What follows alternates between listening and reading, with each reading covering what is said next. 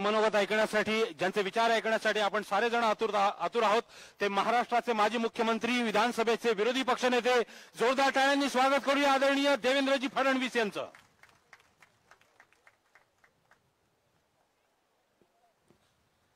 हिंदवी स्वराज्याचे सरसंस्थापक छत्रपती शिवाजी महाराज यांना मानाचा मुजरा करतो.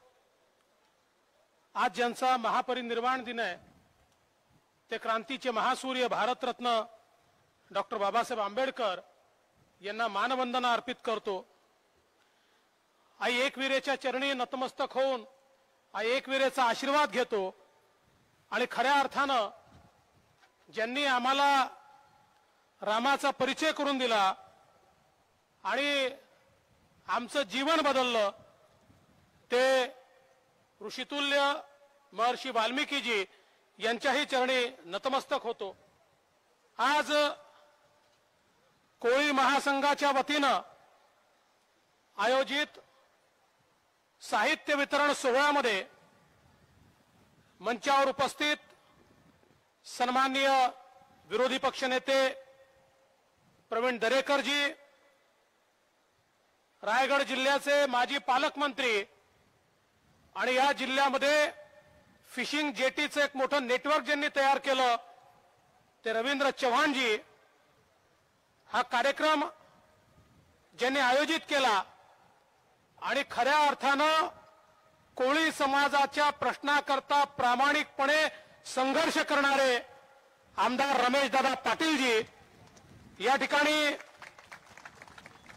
कार्यक्रमामध्ये विशेष रूपाने उपस्थित माननीय भाई गिरकरजी, रविशेठ पाटीलजी, प्रशांत ठाकूरजी, निरंजन डावखरेजी, आमचे युवा नेते आणि भारतीय जनता पार्टी मच्छीमार सेलचे अध्यक्ष चेतन पाटीलजी, आमचे महेश मोहितेजी, प्रकाश बोबडेजी, राजहंस टपकेजी, मनीषाताई चुणेकर, मंदाताई बळी या ठिकाणी उपस्थित सर्व सन्माननीय पदाधिकारी आणि कोरोनाच्या काळामध्ये एवढ्या मोठ्या संख्येनं उपस्थित राहून नियमाचं पालन करत सोशल डिस्टन्सिंगनं शांतपणे आपापला मास्क लावून बसलेल्या माझ्या माता भगिनी आणि माझ्या बंधूंनो, खरं म्हणजे मला असं वाटतं की मुंबईतल्या अनेक लोकांनी आमच्या या माता भगिनींकडनं शिकलं पाहिजे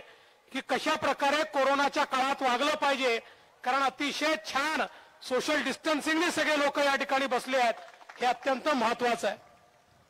आज खरं तर रमेशदादा तुमचं मी अभिनंदन करतो की आमच्या 2000 लाभार्थ्यांना, 1-2 नाही, 100 नाही, तर 2000 लाभार्थ्यांना विविध प्रकारच्या साहित्याचं वाटप करण्याचा कार्यक्रम हा तुम्ही आयोजित केला.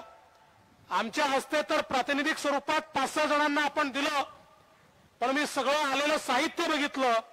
प्रचंड मोठं साहित्य दादा आपण सगळ्यांनी या ठिकाणी जमा केलंय आणि या साहित्याचं वाटप हे आपण या ठिकाणी करतात, म्हणून आमच्या सगळ्यांच्या वतीनं सर्वात पहिल्यांदा मी आपलं अतिशय मनापासून अभिनंदन करतो आणि विशेषतः कोळी महासंघाचं अभिनंदन करतो. खरं तर निसर्ग चक्रीवादळ आल्यानंतर या भागाचा आम्ही दौरा केला. 2020 साल आमच्या कोळी मच्छीमार समाजाकरता एक अत्यंत अडचणीचं साल गेलं. सातत्याने एका तुफानामागून दुसरं तुफान आणि एका वादळानंतर दुसरं वादळ, यामुळे मासेमारी करण्यावर मोठे निर्बंध आले. निसर्ग वादळानंतर ज्यावेळेस आम्ही गेलो त्यावेळी फार मोठा आक्रोश देखील आम्हाला पाहायला मिळाला. आज ज्या प्रकारे बोटींचं नुकसान झालं, जाळ्यांचं नुकसान झालं, आमच्या मच्छीमार बंधूंनी मला त्या ठिकाणी सांगितलं, म्हणाले साहेब आमच्या बोटीवरची ताडपत्री जी आहे त्याचं नुकसान भरपाई जर द्यायची असेल तर त्याचा खर्च आमचा 25,000 रुपये आहे आणि सरकार आम्हाला 1,000-1,500 रुपये देईल, तर आम्ही कशा प्रकारे या ठिकाणी जगायचं हा त्यांचा सवाल खरा होता. मोठं नुकसान झालं होतं, आमच्या माता भगिनींचं नुकसान झालं होतं. आम्ही सरकारकडे गेलो आणि त्या ठिकाणी वस्तुस्थिती मांडली आम्ही सरकारला सांगितलं, मुख्यमंत्री महोदयांना भेटलो, त्यांना सांगितलं प्रचंड मोठं नुकसान आमच्या मासेमारी करणाऱ्या कोळी समाजाचं या ठिकाणी झालाय, त्यांना काही ना काही मदत आपण केली पाहिजे. पण दुर्दैवाने मदतीच्या नावावर केवळ ठेंगा मिळाला आणि कुठल्याही प्रकारची मदत या निसर्ग चक्रीवादळात मिळाली नाही. आजही मी आल्यानंतर रमेशदादांसोबत अनेक आमचे कोळी प्रतिनिधी मला भेटले. मी प्रत्येकाला विचारलं, का हो काही मदत मिळाली का? बोटभर देखील मदत या ठिकाणी मिळाली नाही. तुरळक लोकांना थोडे थोडे काही मदत मिळाली, पण बहुतांश लोकांना कुठलीही मदत मिळाली नाही.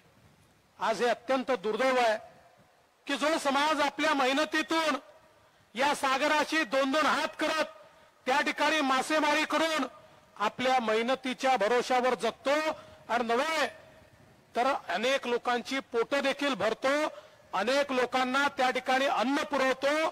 जसा आमचा शेतकरी अन्नदाता आहे तसा आमचा मच्छीमारी अन्नदाता आहे, पण त्या अन्नदात्याला, त्या आमच्या मासेमारी करणाऱ्या आमच्या कोळी बांधवाला कोणतीही मदत त्या ठिकाणी करण्यात आली नाही.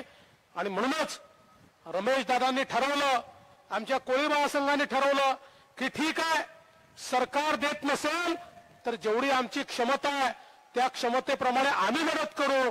आणि म्हणून आज हा 2000 लोकांना मदत करण्याचा कार्यक्रम या ठिकाणी त्यांनी हातात घेतलाय.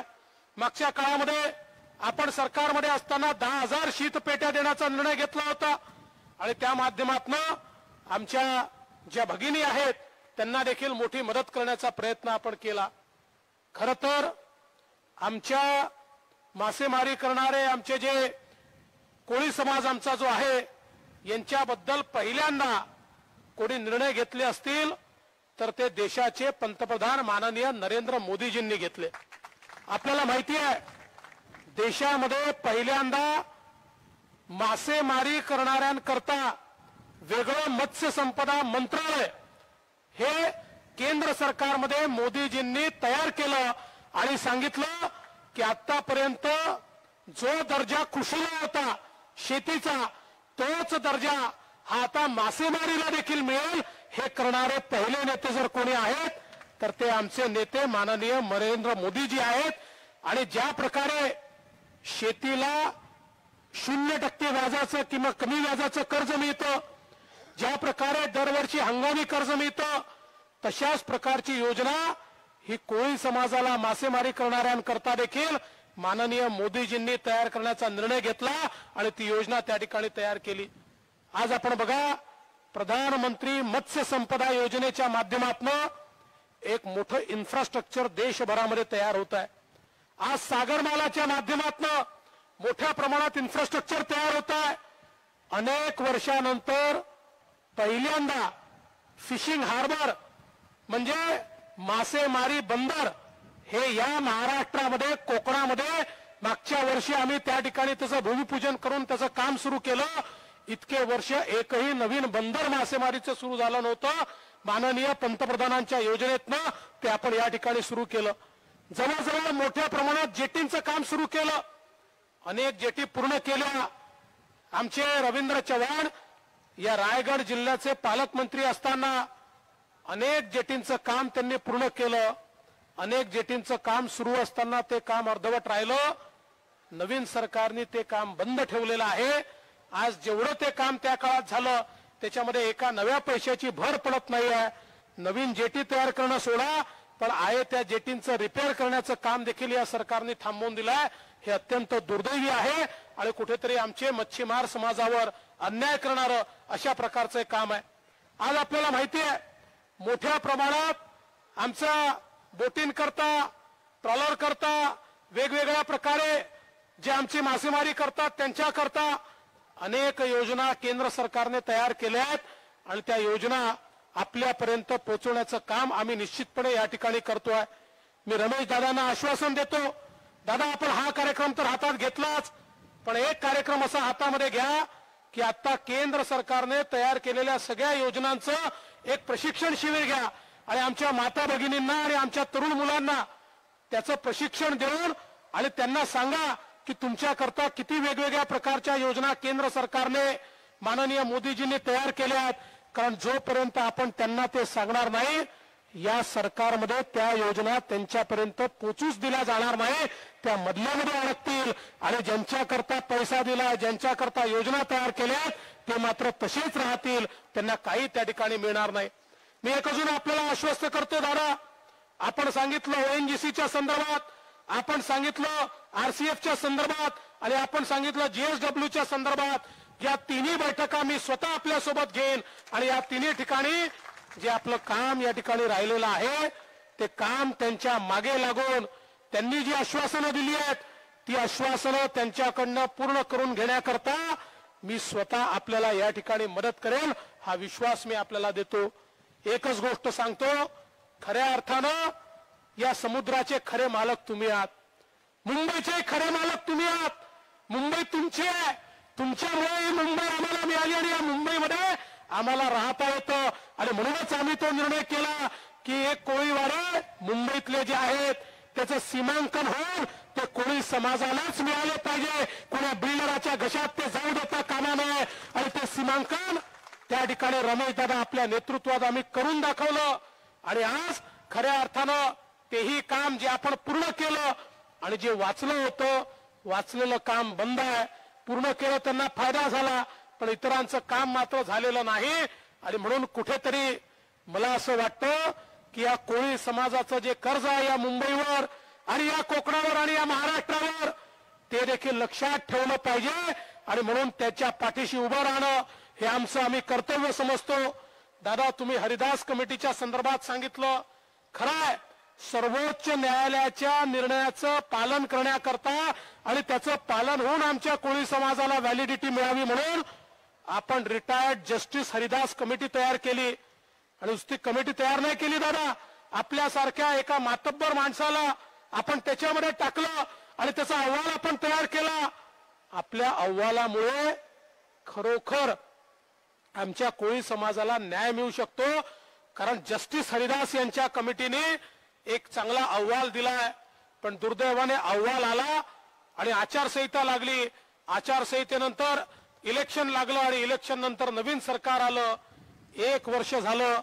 आपण हरिदास कमिटीचा रिपोर्ट लागू करा आणि आमच्या मच्छीमार बांधवांना भगिनींना त्या ठिकाणी व्हॅलिडिटी मिळाली पाहिजे, त्याकरता त्या ठिकाणी त्यांना मदत झाली पाहिजे, याकरता संघर्ष करतोय.